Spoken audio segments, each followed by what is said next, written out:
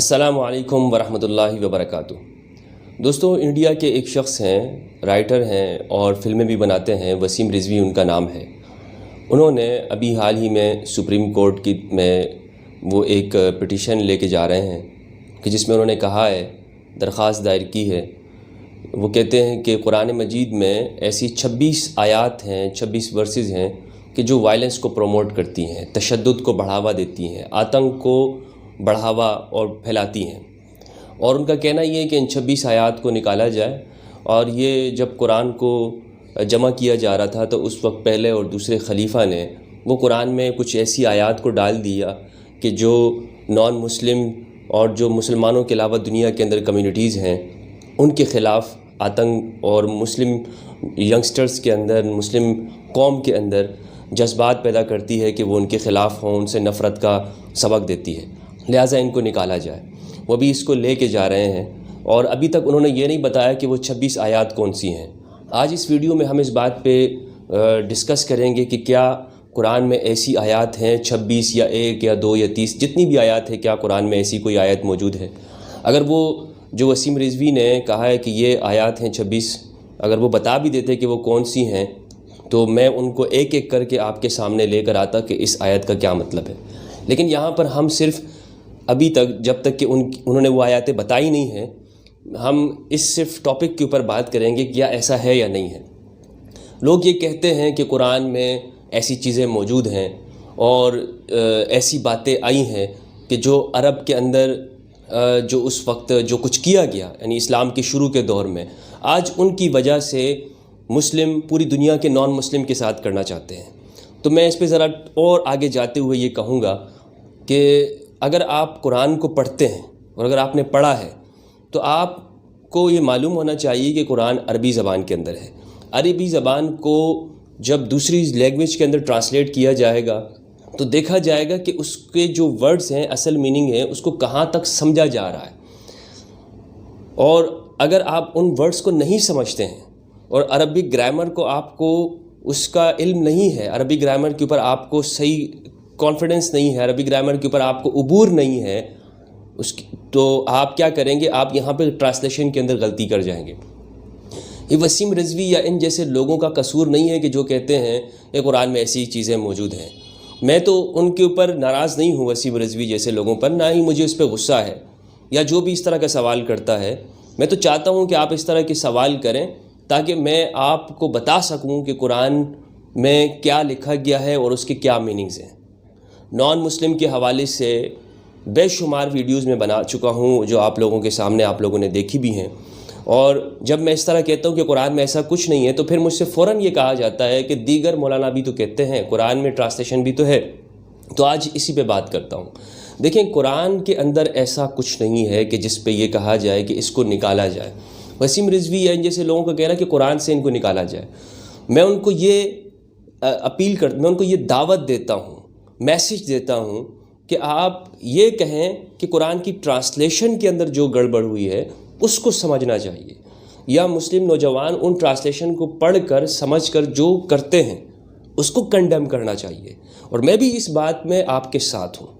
آپ کو full support کرتا ہوں کہ آپ یہ کہیں کہ ٹرانسلیشن کے اوپر دھیان دینا چاہیے۔ لیکن اگر آپ یہ کہتے ہیں کہ قرآن کے اندر ہی غلط ہے، قرآن کے اندر اس آیتوں کو ریموو کیا جائے، تو میں آپ کے سامنے آ کے کھڑا ہوں گا۔ اس کی وجہ یہ ہے کہ قرآن کو میں نے شروع سے لے کر آخر تک پڑھا ہے اور اس کو سمجھا ہے۔ میں صرف اس لیے نہیں کہ میں ایک مسلم ہوں اور یہ بات کہہ رہا ہوں، بلکہ میں اس کو آپ کے سامنے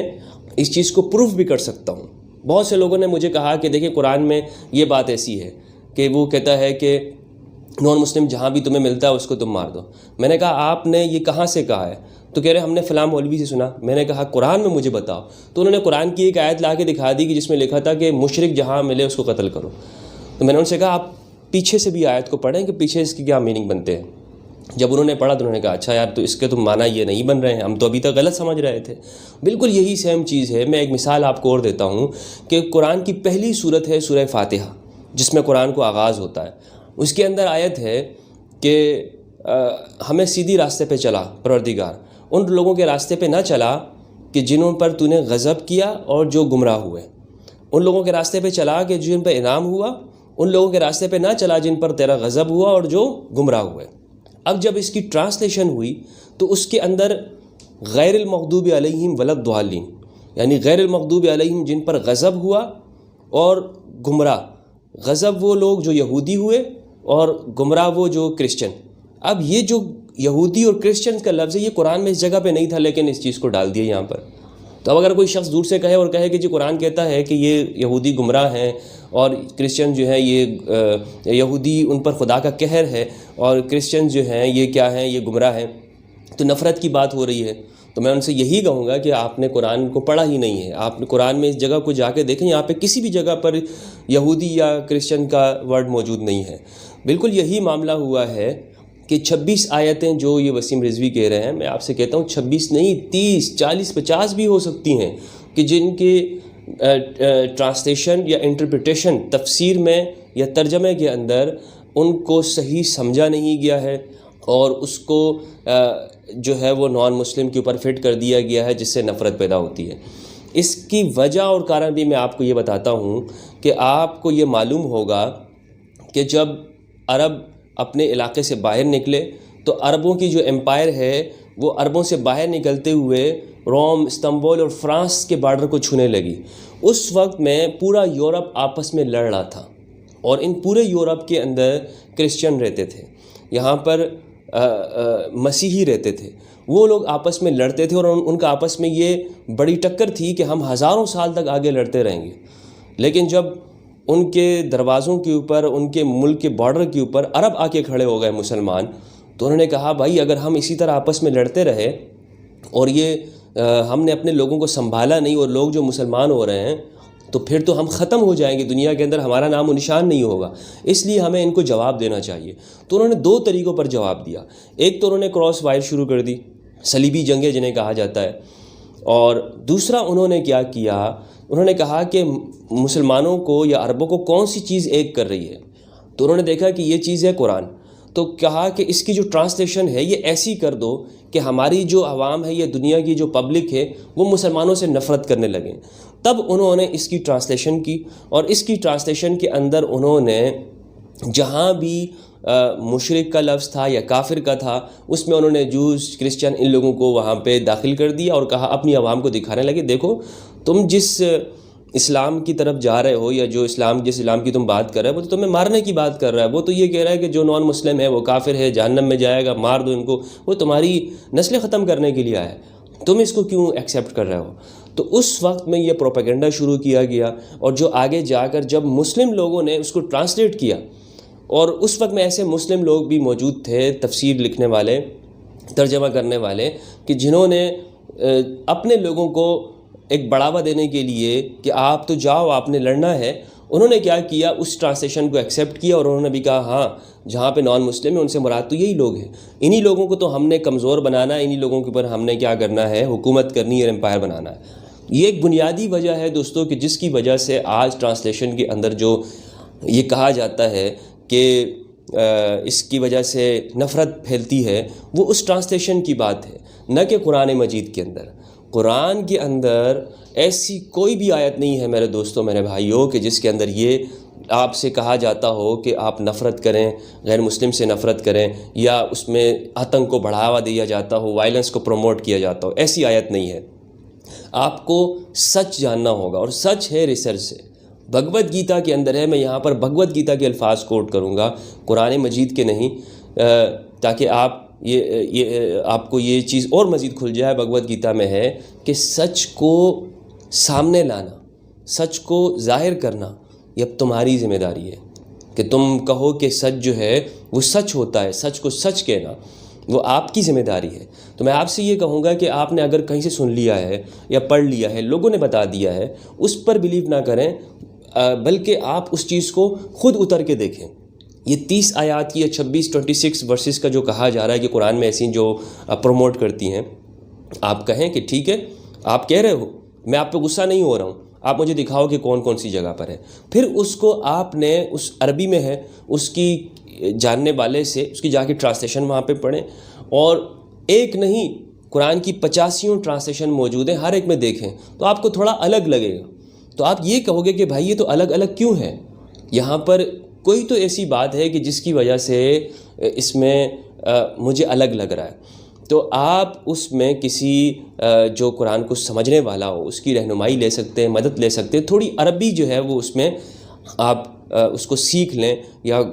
گوگل پہ جا کے اس کو دیکھ لیں، سرچ کر لیں مختلف جو گرامر کی کتاب ہے عربی کی. تو جب آپ یہ دیکھیں گے آپ کو یہ معلوم ہوگا کہ بھائی نہیں، میں تو کچھ اور سمجھ رہا تھا. اسی طرح اگر مجھے کوئی ہندوازم کے بارے میں کہتا ہے تو مجھے اس پہ آنکھیں بند کر کے نہیں بلیو کرنا چاہیے. کوئی ایتھیسٹ کہتا ہے کہ جی ہندوازم میں ایسا ہے یا اسلام میں ایسا ہے، مجھے اس چیز کو خود ہی دیکھنا ہوگا، مجھے خود ہی ریسرچ کرنی ہوگی. جب میرے اوپر حق بات یا سچ بات آئے گی تو پھر مجھے کہنا ہوگا کہ ہاں یہ بات ایسی ہے. اگر سچ بات مجھے معلوم ہو جائے اور پھر بھی میں کہتا ہوں، میں چپ رہتا ہوں، میں لوگوں میں اس بات کا اعلان نہیں کرتا ہوں، تو